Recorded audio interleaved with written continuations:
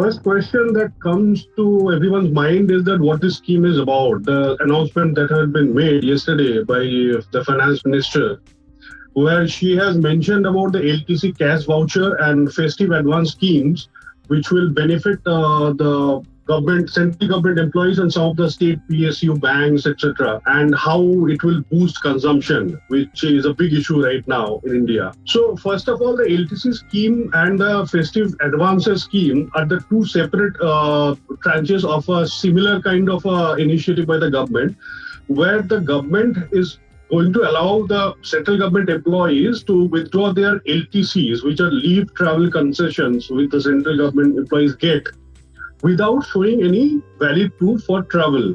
Why is that? Because otherwise it would have lapsed anyway, because nobody could travel this year, and this would have led to a loss of disposable income for those respective employees. So through this, the government expects to outlay 7,500 crores and place them in the bank accounts of those who are eligible, which are central government employees. So other than the LTC withdrawal scheme, which the government has allowed now the central government employees, secondly, what they have introduced is that basically a scheme where any central government employee who are eligible would be allowed to withdraw 10,000 rupees at interest-free advances. So, and they can pay them back in 10 installments, which are interest-free. So you can pay it back in 1,000 rupees every month for the next 10 months.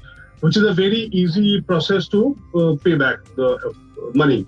So why they are doing this is basically they have put some caveats on this. First of all, you cannot withdraw this money from your bank account like cash withdrawal. So they have put some barriers so that employees who are getting this money will have to spend this money only through GST certified traders and GST certified basically travel agents or whichever way you want to spend. So in total, through these two schemes, government expects to outlay around 11,500 crore. And this will directly go towards consumer good companies, because the way the scheme has been formulated, government is trying to encourage its employees to spend money in purchasing consumer goods ahead of the festive season, which a lot of people anyway do.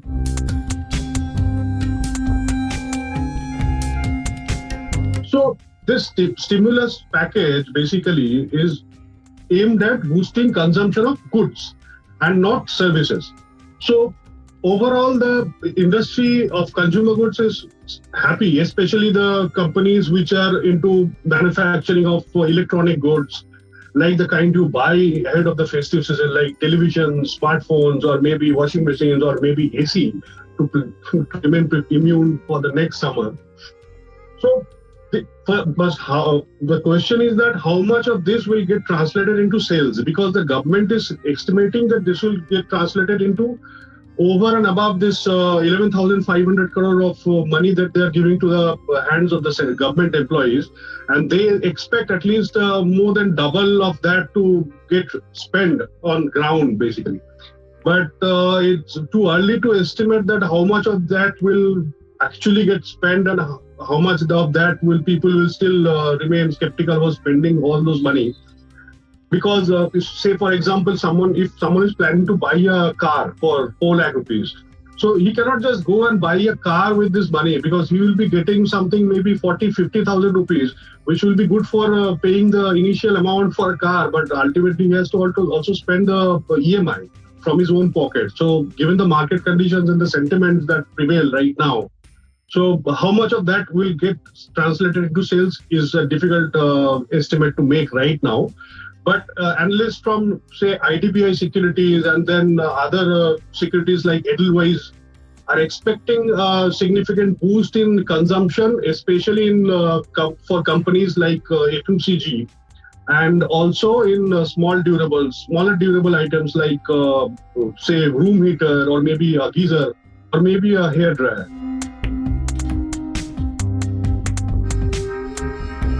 So what has happened in that is due to the pandemic and the lockdown is one of the worst sector is the travel and tourism, be it aviation, be it hotels, be it restaurant, be it leisure travel like resorts, or even travel tourism conductors as well. So last week, the FAITH, or the Federation of Associations for the entire industry body, which is basically policy advocacy body for all the industry associations, travel, tourism, and leisure sector. So they had advanced a note to the government seeking some relief to revive the sector, which is totally down, still continues to be doing business less than 25% probably across India. So what they have, one of the key factors that they highlighted in their note to the government, and they demanded basically for rather than taxing people for spending money on travel and tourism, they asked 1,50,000 rupees of tax-free benefit to the individual of the family, whoever is spending money on travel and tourism, which is basically over and above the 80C limits of standard tax deduction that happens. I mean, you get a 1,50,000 rupees of tax rebate if you are depositing or if you are putting money into the schemes which comes under 80C. So they are asking for additional 1,50,000 crore for spending money to travel and tourism so that people spend and the sector gets some relief. But what has happened in today's announcement is just the opposite. Instead of encouraging people to spend money in travel and tourism, the government is discouraging them and asking them to spend the same money in other areas like consumer goods.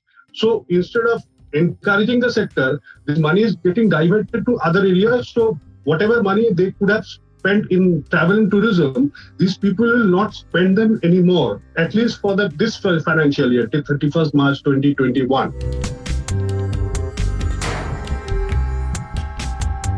So overall, till now, the reaction that we have got, like from leading consumer good brands like Godrej or Usha or Havells, and also the smaller players and also the TV manufacturers especially, they are quite happy because in the last 2 months, especially since after July, what has happened is that consumption or purchasing of any consumer goods or electronics which has a screen, like for example a smartphone or for example a television set, has gone up. And that is rationally so because of the pandemic. A lot of people were sitting at home and a lot of people had to go through the online courses. With their kids needed new devices, they didn't have a multiple device home. So these sectors are already seeing an uptick and growth has already come back. If you compare the TV industry, for example, from September 2020 with September 2019, the overall TV demand in fact has gone up, and that is why the supply shortage has led to price increase of TV given. So these companies are obviously happy as of now. But also another factor is that the government has also allocated 25,000 crore of additional capital expenditure in roads and of course construction activities, which these companies expect will definitely give further boost to consumption. But however, this total outlay of funds is probably around 35 to 40,000. And while the government expects this to translate into 1 lakh crore of sales or 1 trillion rupees of spending on the ground, how much of that happens will the next 2-3 quarters will tell us.